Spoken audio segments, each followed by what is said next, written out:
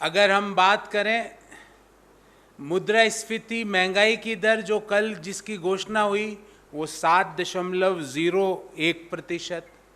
अगर हम बात करें कि बेरोजगारी की दर CMIE ने निकाली वो 7.8%। अगर हम बात करें 1 जनवरी से लेकर अब तक रुपये में कितना हाश हुआ, रुपया कितना डेप्रिशिएट हुआ, तो वो 7%।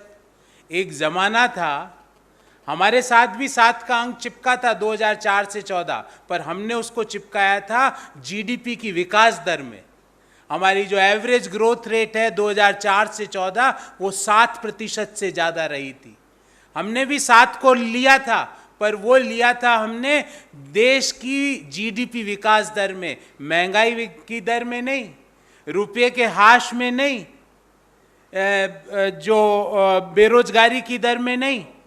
साथियों, कल जो महंगाई दर के आंकड़े घोषित हुए उसके बाद ये प्रतीत होता है कि जैसे जैसे महंगाई की दर इकोनॉमी में बढ़ती जा रही है वैसे के वैसे मोदी सरकार की अयोग्यता, इनकैपेबिलिटी और इनकॉम्पिटेंस टू हैंडल इकोनॉमी देश के सामने आ रही है। हाँ, मोदी सरकार का एक काम जरूर जोरों शोरों से चल रहा है, पोलराइजेशन की राजनीति, डिसहार्मनी की राजनीति। जबकि जो महंगाई की दर से देश को निजात दिलाने की बात हो, बेरोजगारी की दर को कम करने की बात हो, गिरते हुए रुपये को रोकने की बात हो, वहाँ पर वो मौन बैठी हुई नजर आ रही है। मैं कुछ आंकड़े लेके आया हूँ और ये सारे आंकड़े भारत सरकार ने जो कल अपनी प्रेस विज्ञप्ति जारी की उसमें से लिए हैं। देश ने पिछले महीने जून 2022 में बेरोजगारी की दर देश में 7.8% थी और 25 लाख लोगों ने अपनी नौकरी सिर्फ जून 2022 में खोई है। ये मैं नहीं कह रहा, ये CMIE का आंकड़ा है कि 25 लाख लोगों ने सिर्फ 1 माह में अपनी नौकरी खोई है। उसके जब नौकरी खो रही है, लोगों की लगातार नौकरी जा रही है, उसमें आग में घी का काम कर रहा है लगातार बढ़ता हुआ महंगाई दर लगातार पिछले 33 महीनों से अगर मैं बात करूं तो रिजर्व बैंक का जो मीन टारगेट है 4% उससे ज़्यादा है, और पिछले 6 महीने से महंगाई की दर रिजर्व बैंक की जो अपर लिमिट है 6% उससे लगातार ज़्यादा चल रही है। तो the BJP had bought about a doom with sevens।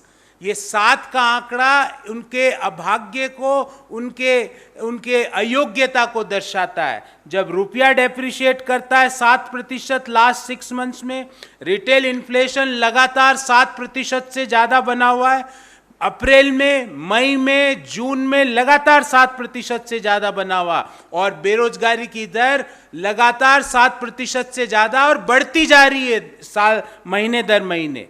और ये सारे जो डाटा पॉइंट्स हैं, इन डाटा पॉइंट्स के बावजूद BJP government is in deep slumber. वो कोई इस पे बात नहीं कर रही। एक और रोचक तथ्य आपको बताना चाहता हूं।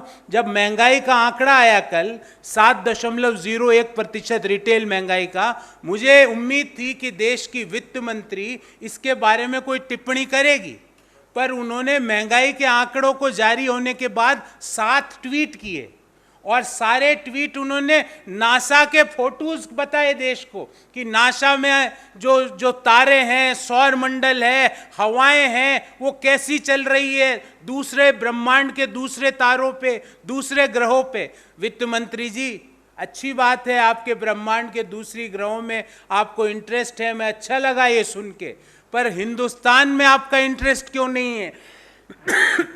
आपने और आपकी सरकार का क्या प्रपोजल है, क्या एक्शन पॉइंट है कि हम इस जो 7% इन्फ्लेशन है इससे बाहर आ सके, लगातार गिरते हुए रुपये को डॉलर के मुकाबले रोक सकें, बेरोजगारी की दर जो 7.8% पर है उसको हम नीचे ला सके? इसके बारे में क्या एक्शन पॉइंट है? हाँ, 7 ट्वीट जरूर करें नासा की फोटोज का। साथियों, कल जो सीपीआई का डाटा रिलीज किया सरकार ने, उसमें रिटेल इन्फ्लेशन 7.01 परसेंट रहा। और अगर हम अप्रैल, मई और जून इन 3 महीनों का एवरेज देखें तो देश में इन्फ्लेशन 7.3% है। रूरल इन्फ्लेशन, जो हमारी ग्रामीण अर्थव्यवस्था है, ग्रामीण क्षेत्रों में जो इन्फ्लेशन है वो देश के एवरेज से ज़्यादा है। देश का एवरेज इन्फ्लेशन है 7.01% और ग्रामीण क्षेत्रों में इन्फ्लेशन है 7.9%। मतलब गांवों में महंगाई शहरों से ज़्यादा है। ध्यान रखें, महात्मा गांधी ने कहा था भारत गांवों का देश है। हमारे देश की 70% आबादी आज भी गांवों में निवास करती है, जिनके लिए महंगाई दर 7.01% नहीं है, 7.9% है। रूरल अनएम्प्लॉयमेंट रेट, ग्रामीण बेरोजगारी दर, वो भी देश की एवरेज बेरोजगारी दर से ज़्यादा है। देश में एवरेज बेरोजगारी दर 7.8% है और ग्रामीण क्षेत्रों में 8.03% है। मतलब शहरों से ज़्यादा बेरोजगारी गांवों में, शहरों से ज़्यादा महंगाई गांवों में। ये मोदी सरकार का विकास का और आर्थिक अर्थनीति का मॉडल है। फिर आगे चलते हैं। लगातार पिछले 33 महीनों से रिजर्व बैंक का जो मीन टारगेट है महंगाई दर का 4%, उससे हमारी महंगाई दर पिछले 33 महीनों से ज़्यादा है। पिछले 6 महीनों से हमारी महंगाई दर जो अपर बैंड है रिजर्व बैंक का 6%, उससे भी ज़्यादा है। और तो और साथियों, मैं नहीं कह रहा, रिजर्व बैंक का टारगेट है कि जुलाई, अगस्त, सितंबर में महंगाई की दर 7.4% रहने की उम्मीद है। मतलब अभी से भी ज़्यादा। ये मैं नहीं कह रहा, ये रिजर्व बैंक का टारगेट है। और फूड इन्फ्लेशन, खाने पीने की महंगाई 7.75% है और सब्जियों में महंगाई दर है 17.37%। अर्थात पहले हमारी थाली में से रोटी गायब छीनी मोदी सरकार ने आटे पर जीएसटी लगा के। अब उन्होंने सोचा रोटी तो छीन ली पर फिर भी सब्जी तो है अभी, तो सब्जी पर महंगाई दर देश में 17.37%। क्या आप में से किसी की भी वेतन, आय पिछले 1 साल में 17% से बढ़ी है? पर सब्जियों की महंगाई दर 17% से बढ़ी है। ये मैं नहीं, भारत सरकार के आंकड़े कह रहे हैं। 25 लाख लोग पिछले महीने जून 2022 में अपनी नौकरी खोते हैं। 11,000 लोगों को स्टार्टअप से फायर किया जाता है। ये सारे आंकड़े पब्लिक डोमेन में है। रुपी आज 79.66 79.66 रुपीज पर डॉलर पर खड़ा है। 80 कभी भी पार कर सकता है।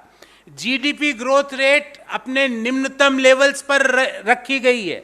और उसके बाद इस सारे इश्यूज में हमारी जो मोदी सरकार है, हमारी वित्त मंत्री हैं, वो इन इश्यूज पे बात नहीं करती है। वो नासा की फोटोज में दूसरे ब्रह्मांडों के रंग पे उनका फोकस है। इसके और तो और इस सारे आंकड़ों के दौरान